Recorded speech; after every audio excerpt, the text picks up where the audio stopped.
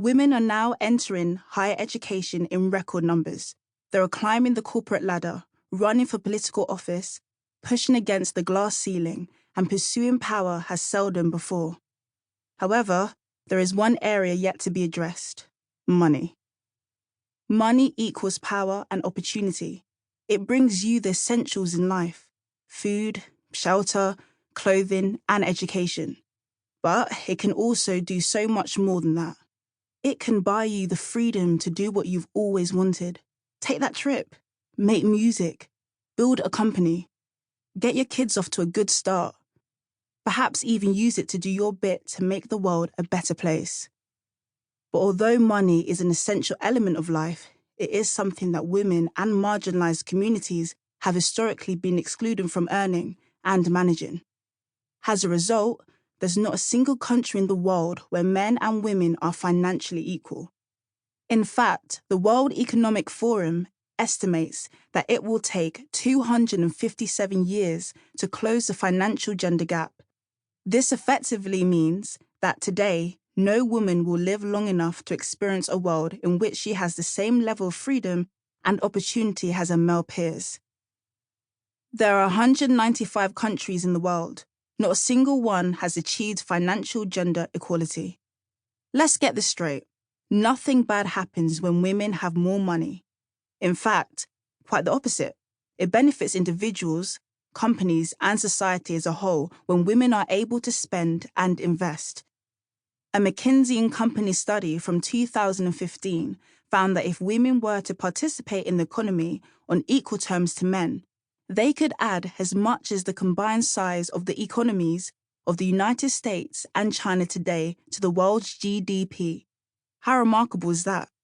Still, the discussion around money is sensitive, tainted with emotions, values, and personal beliefs held by ourselves and instilled in us by the generations before us. In this book, we'll do our best to outline the current state of financial equality and what you can do to improve it for women of our generation and for those to come. We don't have to sit around and wait for change to happen. There are many ways by which we can take action ourselves, and our aim with this book is to offer you concrete advice on what you can do to optimize your financial situation and to help everyone around you achieve the same success. Because one thing is certain: money is power, and women need more of both. Gender stereotypes kill dreams. Gender stereotyping is still alive and well in the 21st century. From the moment babies are born, their assigned sex immediately begins to shape how they will be treated, what opportunities they will receive, and how they will behave according to dominant gender stereotypes in their society. The most significant influence on gender role development occurs within the family setting, with parents modeling and passing on to their children their own beliefs about gender. You may recognize this trend from your own childhood. For example, did your parents teach you how to manage money? Did they participate equally in all of your family's financial decision-making? In the UK today, 68% of girls feel held back by harmful gender stereotypes. Is financial inequality just a gender issue? It would be easy to make a case about men versus women, but when talking about financial gender inequality, we need to consider factors beyond gender too. Women are not a homogeneous group, and different categories of people have different experiences.